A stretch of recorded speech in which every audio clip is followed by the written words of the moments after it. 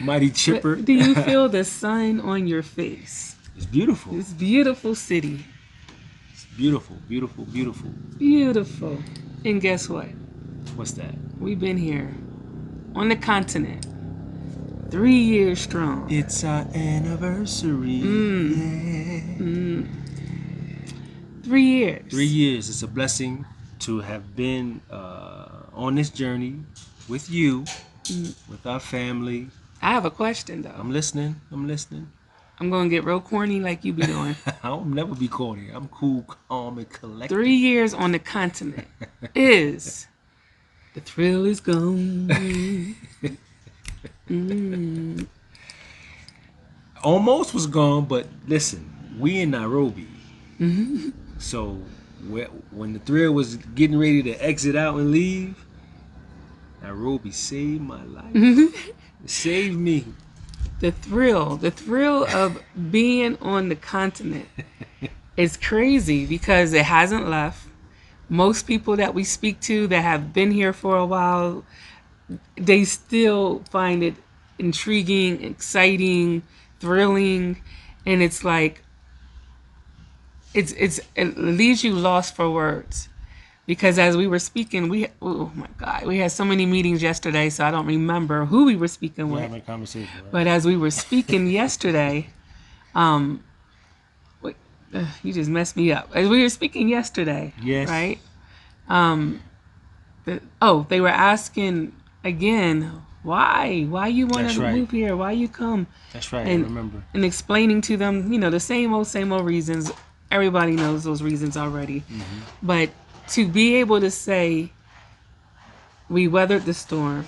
It's 3 years in. We made it through the first trimester. As we know that the first 3 years of any journey is the hardest. It's the trial. Right. So we made it through the trial and can finally see through the clouds. Nairobi is the sunlight. It's the sunshine in this journey. I agree with that. I like that. I like that take on it.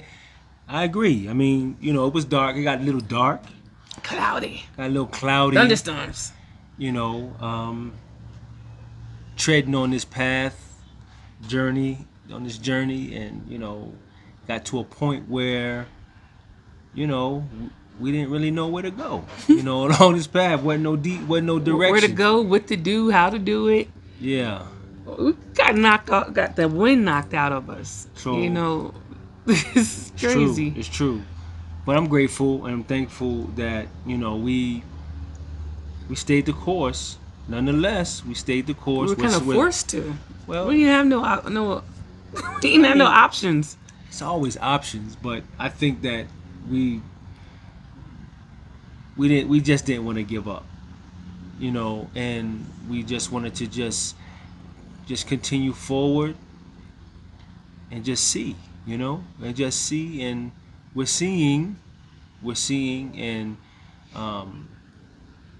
that not giving upness, if you will, I think afforded us the opportunity to be able to kind of see things more clearly and see things with a new, fresh set of eyes, and giving us I don't want to say a different experience, but it's becoming a more well-rounded experience. You know what I mean? And so it's a blessing now, though, and that this, I think, goes into kind of what we were talking about yesterday, where we can now look back, and our good beloved brother whom we were conversing with, who's always, blessing us with some jewels of wisdom and giving us balance, kind of reminded us, even as it relates to your beloved mother, even it was an epiphany for you, and you can share that. But looking back and how those things, that dark period, that dark time, those things that we were struggling, or those challenges that we were met with, it was really seemingly by design to bring us to where we are at this point. We're gonna keep moving. We don't know where it's gonna lead us, but it bring us to this particular point. But of course, we're in the thick of it. We can't see that. We wasn't seeing that. Yeah, it, for me, it's weird because things are unfolding, opportunities are now presenting itself. We're feeling like we're about to make changes and make things happen and have a very unique purpose, right? And the thing that's challenging for me is my mom not being here on this journey. I get it. So, I get it. come next month, it'll be a whole year that she's been gone. Whole year that she's left. And it's weird trying to be excited about the future when she's not in it. Because as a child and into a grown-up stage, everything you do is like, hey, Mom, look. Right. Look, Mom, no hands. We're doing that all the time, We in Africa, no hands. We got business cards yesterday for our newly fresh registered business in Kenya. The ARS, Adila's Relocation Services, is now a legit Kenyan-based business. And we got the business cards yesterday, and I got the cards and I was looking, and my immediate thought was, oh, I got to go show my mom. Because every time I got new business cards in my whole life, I always go show my mom. Look at these cards, Mom. Look at these. Just so I can see her face like, I see you. You doing it. It's different when you're just doing a business, but when you have it in writing and you have those official things, it's like, Mom, look, we got it. Right. So now I felt I was it's hard for me to celebrate successes and new adventures and even have excitement about the future when my cheerleader's gone. It's kind of bittersweet. It's, oh my gosh. So I'm struggling with that because our friend, I just gonna call him my brother. He's like he reminds me of my younger brother, even though he's older than me, because he has that youthful energy, the craziness we connect with. But as I was saying, or the thought was yesterday when we were talking, I was like, or I didn't even think I shared it with you. My thought was, he feels like my little brother. He feels like family. It's like it's a comfort, but it's that, this is my family right here. This is my brother. I can rely on him having my back, type of thing. Like, he got us. Right. And he's like, I don't want to intrude, but he always, he has his thoughts and his, and we're just like, no, it doesn't feel. It feel like your brother just saying something, right? Exactly. So it's like, okay, we're establishing not just a network for expats, but it's real. We are establishing families because even though you come over to Africa, it's always just you and your family for a period of time. Others will follow, but it takes a while. So you're kind of by yourself on an island with your family if you don't have that network. And so while we're preaching having a network, it was like the God was like, you don't even realize I've already created one for you. It's true, because it's like, just using that same brother and his family as an example, and looking back, like, it was, the relationship started in the dark period because he reached out. He did. You know what I'm saying? I thought he was Kenyan. Right. I don't even think I told him that, but I was. He reached out to. Until we spoke, I thought he was Kenyan. Yeah. I did too. But he reached out to us, and from the very instant he was open. He opened himself to us, and he extended himself. That's the other part. He's open, but he extended himself. He reached, and he grabbed hold and brought us in. And so you're right, but we didn't see that like that until because we were still like, you remember, you was like, man, I don't believe that. Because the brother reached out and was like, look, when y'all come, just come. I want y'all to stay with us. I was like, there's 5 of us. He said, okay, I got the room. Just come and y'all. Oh, it's the setup. What's going? And we was like, these people always trying to. We didn't believe it at first, but then we spoke again and again. Then at this point, he was sincere. We were like, we need to reach out to that. It was kind of like a need, kind of. We had pretty to. Much. You know what I mean? And so we came and saw, and he just took us under his wing, and it was very gentle. It was very careful. It was very much. Yeah, I was still in a fragile state, and I'm still in a state of disbelief, in a state of we've been, even before that happened, we already was trying to figure out life, and Yeah. we were already kind of broken down. So it was like grabbing a whole family and trying to build them back up. And the family don't even know what's happening. You know, don't even know what's happening. We went through a healing process. So I say Mombasa gave me life again, or healed me. You say Nairobi gave you life. Like Kenya in general was the tool, or is the tool that was needed for us to feel authentically accepted in Africa. Absolutely, because that's true. I feel that. I feel the acceptance, and I'm not even. I mean, it's kind of, I don't even know how to really articulate it, but that this acceptance is not necessarily any particular, even though it is in some instances particular individual or individuals, or even just the Wakenyans or anything like that. Although they do. Y'all hear our new terminology? They said you can't put an S at it. Wakenya. Yeah. Wakenya. All right. Wakenya. Wakenyan. All right, we learning. Anyway, it's the atmosphere, I guess. It's crazy. It's just the cultural society, because it is a society that kind of aligns itself or parallels itself up with where we are intending to go, and how we're intending to, travel on this course and this journey. It's just perfect in a sense. You understand? So it's a blessing, and all of the challenges that we experienced, it's just life, right? But it's different, of course, because now it's in a totally different environment, totally everything. So it's just a little different, and I think this is important, and it's hopefully helpful for others. You got to trust the process. You got to trust it. Just like in anything else, you just got to trust it. And if in fact there are persons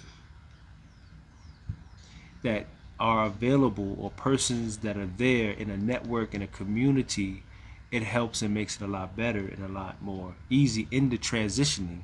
So I think our first phase of our transitioning was that physical transitioning, trying to get comfortable, trying to be successful and to succeed, and trying to make sure that everything as far as what we need to maintain ourselves is maintained. And I think we're crossing that threshold. Now the transition is into the actual, okay, we here. We are rooted in a sense. So now hopefully it only goes up from there. So it's beautiful. I love it. There's a thing, in our spirituality, where we say, don't block your blessings. And so because of things that happen in your life, and the trials you might have went through, and the hardships you might have went through, you start being very skeptical of everybody and everything. And in that, you can be blocking your blessings. So even like with the brother, when he was first telling us to come, initially you were, And I kept saying, man, you don't know. If I was going to give it to us, don't block that. Don't block the blessings. We need it. We need that soft landing, that come in and just relax and take your time. They didn't put no pressure on us. They was like, take your time, find what you want, what you need, and move from there. And they didn't ask for anything in return. They hadn't. And we just kept pouring looking in. like, They keep pouring in. Yeah. It's not like, okay, you here now, we helped you, you straight, all right, we out. Right. No, they keep pouring in and pouring in and pouring in. And I think that, that's what it's all about, really. When I say that, meaning as we collectively, as the diasporas, we have to pour into one another. And as we are embarking on establishing community, that's essential. That's the foundation. Pouring into one another. We've been here maybe a few steps ahead of you. Okay, watch that step right there. All right, don't go that way, go this way. Okay, cool. You straight, we good? All right, let's keep on traveling together. And that's what we got to do. And like you said, we're blessed that we've had those tour guides, if you will, journey guides, and it's incumbent upon us. Although it comes naturally, it's not like it's just natural for us to, in turn, say, "Hey, you know what? Y'all coming? All right, we got you. We just make sure you straight here, you straight, as much as we can. And oh, by the way, this is the person that makes sure we were straight." So it just kind of Right. it goes Keep further. pull it. What's it called? Pull it forward. Pay it forward. Pay it forward. Pay it forward. But pay it forward. But don't forget from what was behind us of individuals that helped us move forward along the journey. So if that it swells now. But in a way where we're saying, the country kind of gave us new life, we can even say that family or that network that started with that family, right, that really gave us life. It's true. Now that we look back. Yeah, it's true. Like you were coming out of the thick of it, you could look back and like that. The Right. individuals, that network, right, that community, right, when we were at our lowest, helped pick us up and make us strong. So today, I'm feeling super strong. Okay. I feel like Xena, the warrior princess. Not Xena. How Xena. about Queen Nzinga? No. Xena was a Muzungu. No, she wasn't. Yes, she was. No, Queen. she wasn't. She was not a Muzungu. Yes, she was. However, she was a warrior. She was a warrior. She was strong, fierce with her sword. That's me. That's you. I'm Queen Xena. Well, that's good. That's a beautiful thing. So it's beautiful. I'm glad, sweetie, that we are still here. We have been blessed, with a resurgence, if you will. We have been given.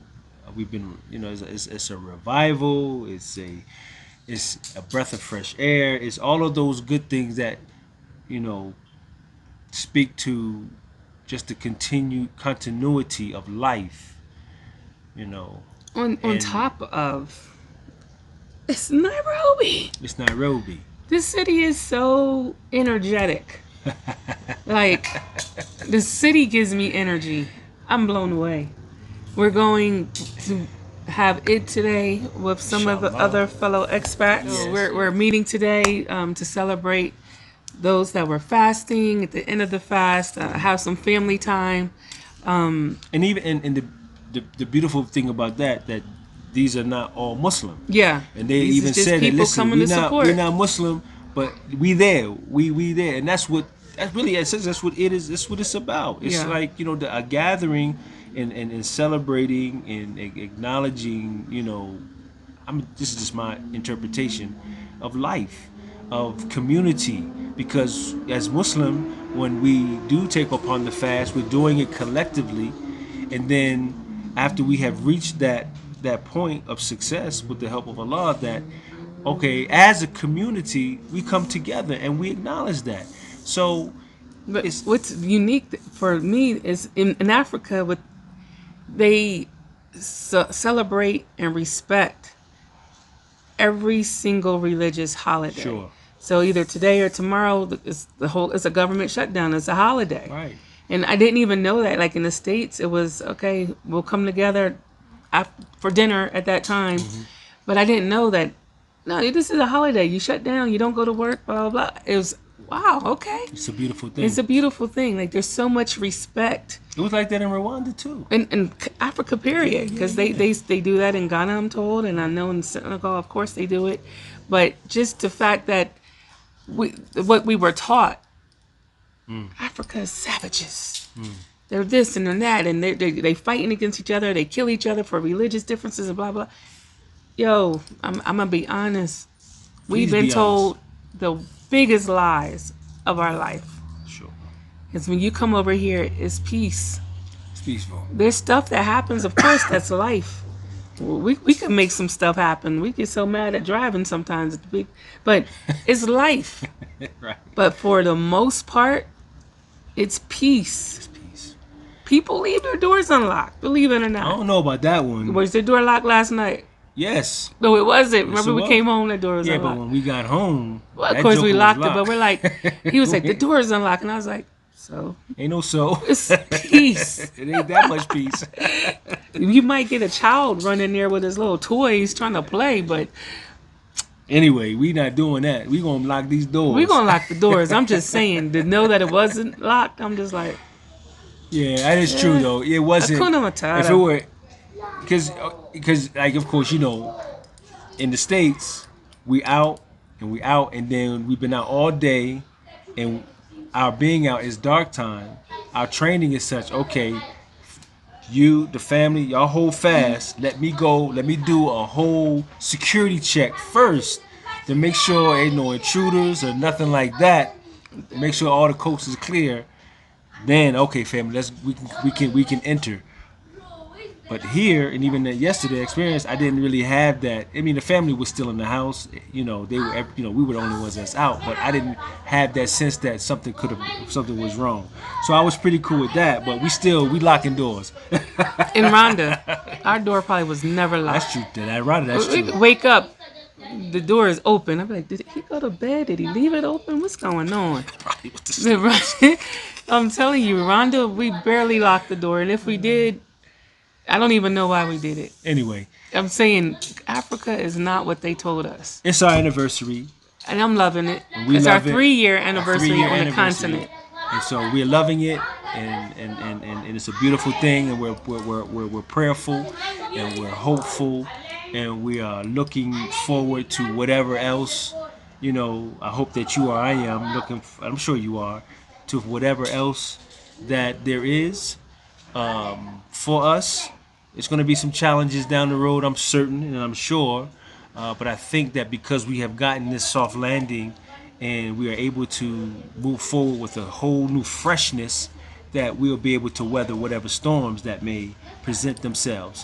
And I'm so grateful and happy for all families that's coming here to Nairobi. Oh my God, Man, I'm there's so excited many about of y'all. I just, if I could just shout it out, look, Mom, no hands. Like, I know she would be proud of what we are striving for course. and accomplishing, and Of course. she'd be extremely proud and happy. I know I am. course. So I know she would be. She wouldn't tell me. She would say something mean, but still, In I her know way. in her spirit she would be extremely proud and happy of what we're trying to make happen right now. And I know this to be true, even with my own mother after the event, the other that we had a few weeks ago, and her having that sense of being accepted and being welcome and being, as she would say, I'm not going to say expats, I'm going to say family. And all of that is indicative of we in the right place at the right time. So, okay, family, thank you so very much. And as now might be always. the time for you. So contact Adilah's Relocation Services. Let's get you over here. We appreciate you always allowing us to be vulnerable and share with you our intimate moments via conversation. Hopefully it's something that may strike a chord. It's inspirational, it's motivational, all that good stuff there. So please, if this is your first time, please, we'd love to have your subscription. Please subscribe. We're hoping that we can continue to grow and grow and grow, and you'll be along there with us. If it's not your first time and you're familiar, please don't forget, hit that like button. And we're anxious to hear whatever comment that you might have. We love your comments, good, bad, or indifferent. We like them. So please, we'd like to hear your comment. And lastly, share. Please share. We would love for you to share with your friends, your family, for your whomever. And we appreciate it. All right. Peace and blessings.